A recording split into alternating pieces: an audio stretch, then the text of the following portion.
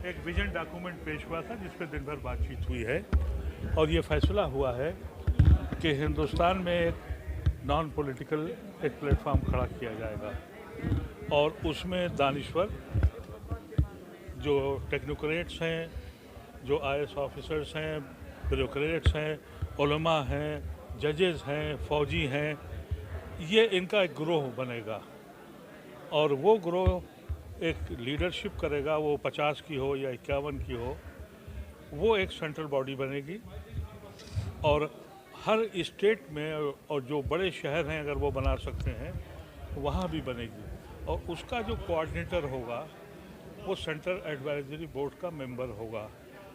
ये consensus clear है कि किसी एक की क़यादत नहीं करनी है बल्कि अब कलेक्टिव क़यादत होगी और हिंदुस्तान में जिस तरीके से फासिस्ट फोर्सेस जब चाह रही हैं वो हमारे ऊपर अटैक करती हैं, रोज़ आइन को तोड़ती हैं, रोज़ इस मुल्क की रूह को कत्ल करती हैं, उससे लड़ने की कॉन्स्टिट्यूशनली और लीगली वो एक प्लेटफॉर्म तैयार होगा। ये लड़ाई संविधान के लिए है या मुस्लिम समुदाय पे जो हमला अगर संविधान नहीं है तो मुसलमान का कोई वजूद ही नहीं है।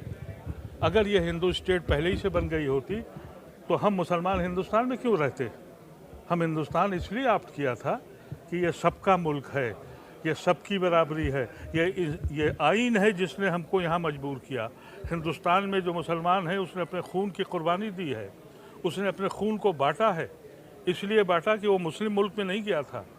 तो जब वो मुस्लिम मुल्क में नहीं गया तो वो हिंदू मुस्लिम मुल्क में कैसे रह लेगा? ये आइन ने हमको जोड़ा था और इसी आइन के तहफ़्फ़ुज़ के लिए आज सब लोग बैठे थे। ये हिंदुस्तान की तारीख़ में पहली बार हुआ है कि 382 लोग दिल्ली से बाहर से आए।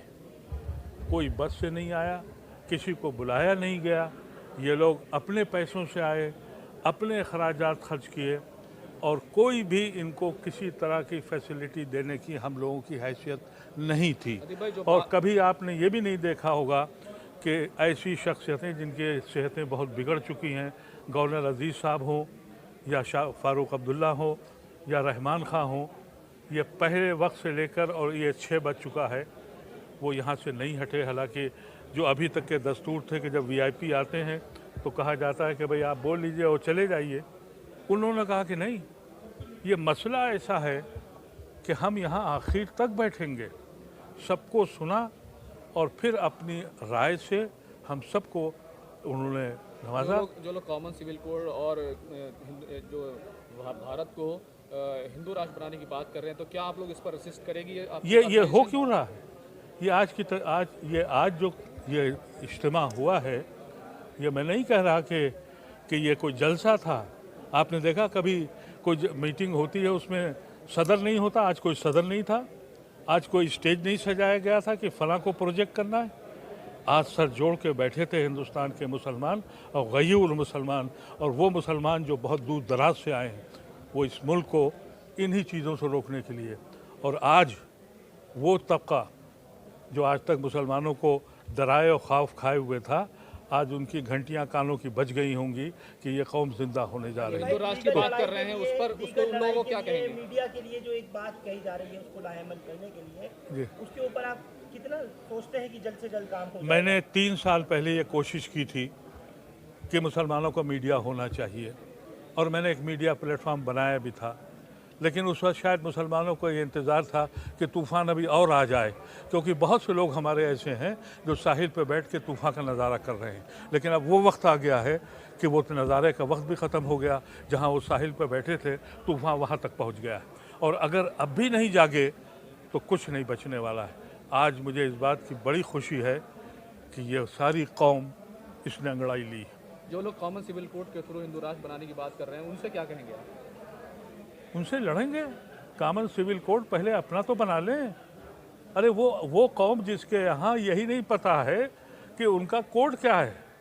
अरे कहीं मामा से शादी जायज़ है, कहीं गौत्र में नहीं जायज़ है, कहीं गौत्र में नहीं करते और कहीं सगे मामा से शादी करते हैं। तो पहले अपने को तो ठीक करें। हमारा तो सिविल कोड बिल्कुल सिंपल है, लड़का और लड़की और 2 गवाह, हमारा निकाह हो गया। हम 7 फेरे तो करते नहीं हैं।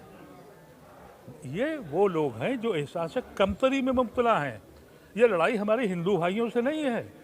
हिंदू तबके में जो तबका एहसास कमतरी में मुब्तला है, उसको ये समझ नहीं आ रहा है कि उसका क्योंकि सुप्रीम कोर्ट भी कह चुका है वो कोई मजहब नहीं है, खुद भागवत कह चुके हैं ये कल्चरल एक प्लेटफॉर्म है। तो जिस शख्स को यही नहीं पता लग रहा है कि हमारा अपना कौन सा कोड है, तो वो दूसरों की तरफ देखता है। क्योंकि हमारे यहाँ तो कॉन्ट्रैक्ट सिंपल कॉन्ट्रैक्ट है कि भाई फला फला इन शराइत पर मियाँ बीवी की हैसियत से रहेंगे।